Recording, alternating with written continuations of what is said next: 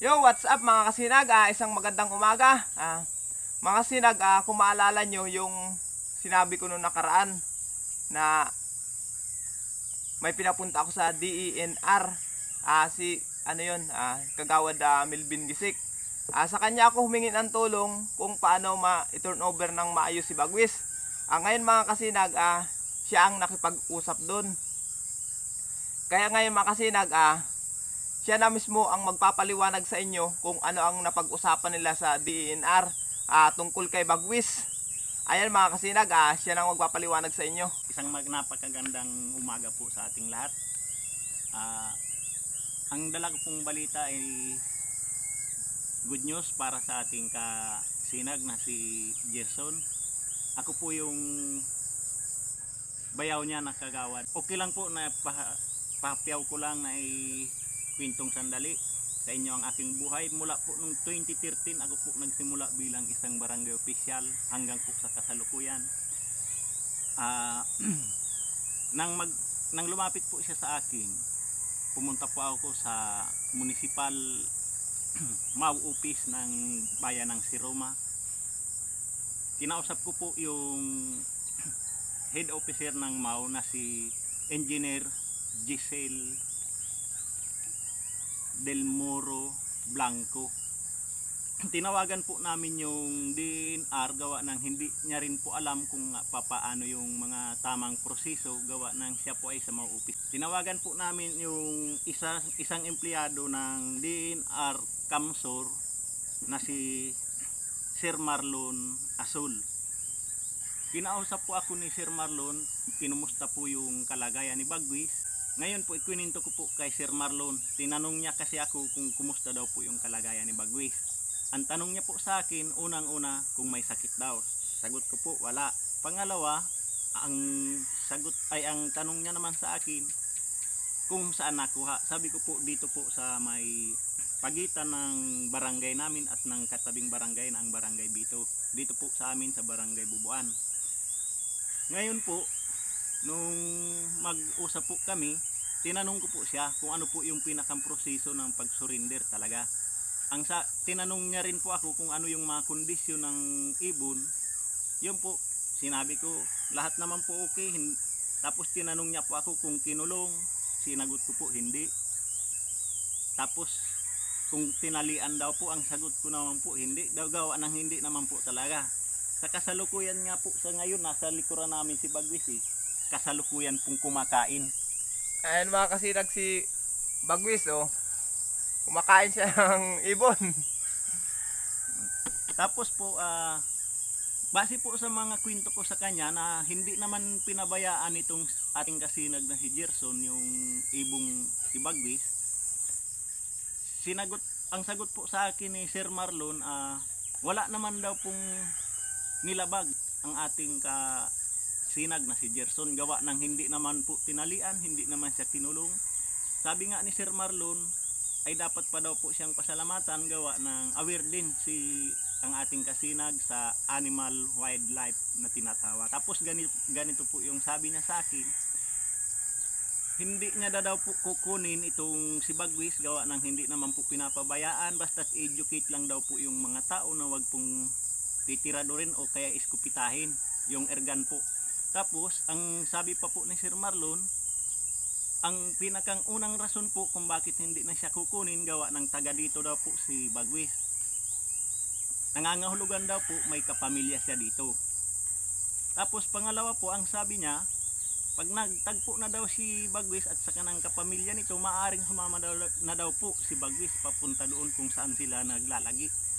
Tapos sabi pa po ni Sir Marlon, wala naman talaga totally walang nilabag itong ating kasinag na si Gerson gawa ng sabi niya nga dapat pangpasalamatan. Pangalawang ulit ko na pong sinabi yun gawa ng talagang yun naman po ang sinabi talaga ni Sir Marlon. Hiningi pa nga sa akin ni Sir Marlon yung pangalan, address nitong ating kasinag para daw po kung sakali pumupunta naman sila dito sa bayan ng Siroma, pwede daw po nilang puntahan dito sa aming sitio, dito sa sitio Diak, barangay Bubuan, itong si Bagwis para kumustahin. Binigay ko rin po doon sa kay Sir Marlon at saka kay Engineer Giselle yung picture ni Bagwis. para daw po ma-identify nila kung anong uri ng agila itong si Bagwis. Yun po, sa pag-uusap po namin, yun po ang sabi niya, pinakang good news na hindi po talaga kukunin si Bagwis, gawa ng taga ito daw po siya, at saka mayroon din po siyang kapamilya dito. Ang inaabangan na lang po natin kung sakali, yun nga lang, medyo malayo kami sa DNR, gawa ng nandito kami sa dulo talaga ng Kamsur. Malayo kami sa mga opisinang gaya ng DNR, DE, ang layo po namin, malayo talaga yung lalakbayin. Kaya po,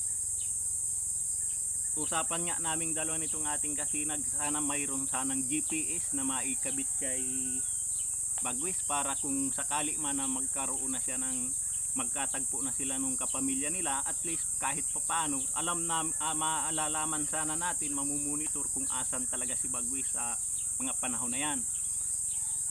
Tapos yun lang naman po mga kasinag, yung mga sinabi sa akin ni Sir Marlon, hindi daw po kukunin si Bagwis sa ating kasinag, kaya congrats dahil Salamat. ikaw ang mag-aalaga sa kanya.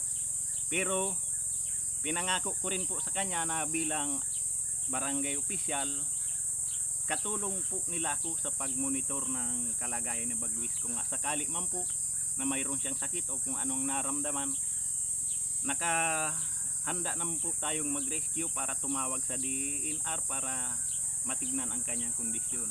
Yun lang po at maraming salamat po. Congrats. Yan mga kasinag, pasensya na ha. Dito kasi sa Camarines Sur, dito sa Ruma, purong Bicol dito. Ako lang ang Bicolanong hilaw. Taga Del Gallego, Camarines Sur mga kasinag. Doon kasi sa amin boundary. Puro Katagalogan. Kaya nasalta ako dito, kaya Tagalog ang salita ko kasi hirap ako magsalita ng Bicol. Pero naiintindihan ko ang salita ng Bicol. Kaya mga kasinag, pasensya na kayo. Sa unang mga video ko pala, nasirabi kong ito ang ating pambansang ibon, Philippine Eagle. Pasensya na kayo ha. Kasi wala naman talaga akong alam tungkol sa mga ganitong ibon. Hindi ko alam kung ano ba talaga ito si Bagwis nung nakuha ko siya nung maliit pa. Kasi ito mga kasi naghulog talaga ito sa puno. Nagkukupra kami doon sa sa Eraya, yung tawagin dito sa amin. Kaya pasensya na kayo mga kasinag kung mali yung impormasyon na ibinigay ko sa inyo. Sa aking mga viewers diyan, sa mga basher, maraming salamat sa inyo. Ito na yung good news na inaantay natin tungkol kay Bagwis. Kaya ngayon mga kasinag, nakikiusap ako sa inyo na tulungan nyo rin ako kung paano mag-handle ng ganitong ibon. Mag-comment naman kayo dyan kasi ako wala namang talagang alam sa pag-aalaga ng ganitong ibon. Tulungan nyo ako para kay Bagwis mga kasinag.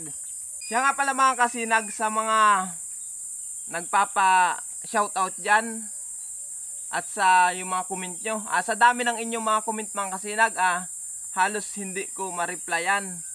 Kasi mga kasinag, wala naman akong sariling wifi. Ang wifi dito sa amin, yung PisoNet. Dati mga kasinag, gumagamit kami ng pocket wifi. Simula nang dumating yung PisoNet wifi, nawala ang signal ng pocket wifi dito. Kaya mga kasinag, naghuhulog pa ako. Kaya abang-abangan yung mga kasinag. Sana sa inyong suporta at sa pagtangkilik sa aking YouTube, sana masuportahan ko na ng pagkain si Bagwis. Kasi mga kasinag, ititigil ko na ang panghuli sa ating mga ibon at kung ano pang mga pinapakain ko sa kanya. Pag natulungan nyo na ako na mamonetize na ako, kasi may isusuporta na ako kay Bagwis. At masusubaybayan nyo mga kasinag, araw-araw ang kanyang paglalakbay dito sa aming kapaligiran. Kasi hindi ko naman hinahangad mga kasinag na tumagal si Bagwis dito. Kasi natatakot din naman ako, baka madisgrasya siya. Kaya ngayon mga kasinag, tulungan nyo ako. Siya nga pala sa mga nagpapashoutout mga kasinag, may dala akong listahan. Kung tutuusin, bawal ito kasi kudigo ito mga kasinag. Isang maliwanag na shoutout pala kay Domingo Herrera. Idol, shoutout sa iyo. Mr. Oragon TV, shoutout sa iyo, idol. Nanay Ruby Channel, shoutout daw sa iyo.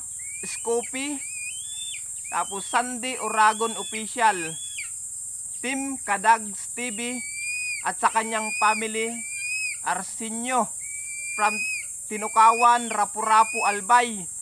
Ayan mga kasinag, shoutout sa inyo The Good Hunters from Ginubatan, Albay.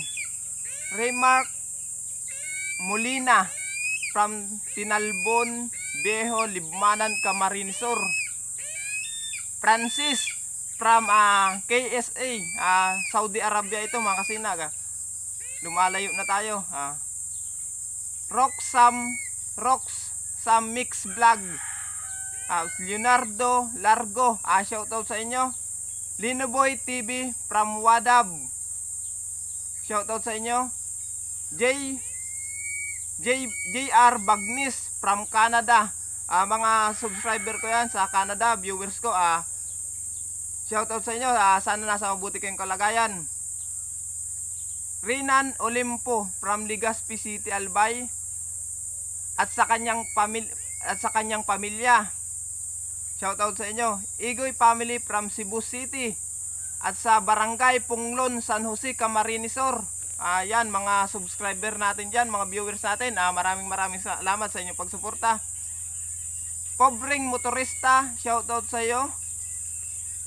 Manoy Neil Vlog, idol, shoutout. Ariel Vlog, Roland Romarejos, Ray Pixon, Primo from Minalabak, Camarines Sur.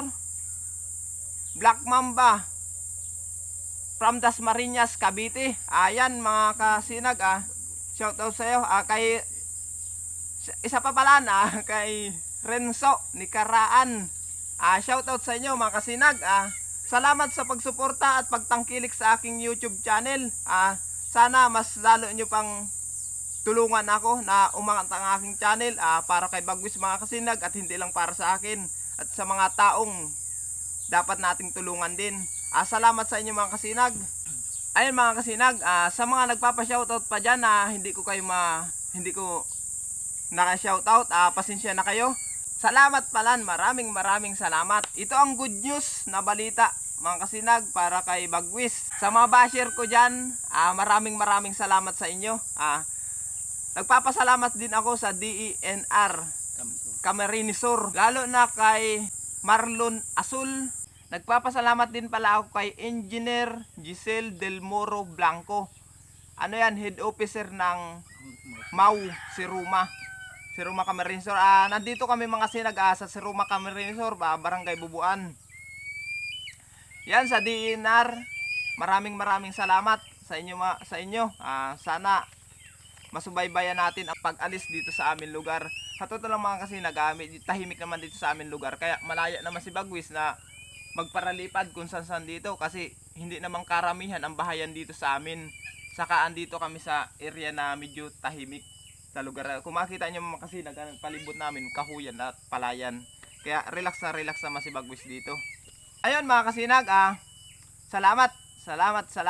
Ilang beses kong ulitin at magpapasalamat sa inyo sa pagtangkilik sa aking YouTube channel, sa mga viewers ko dyan, sa mga subscriber ko.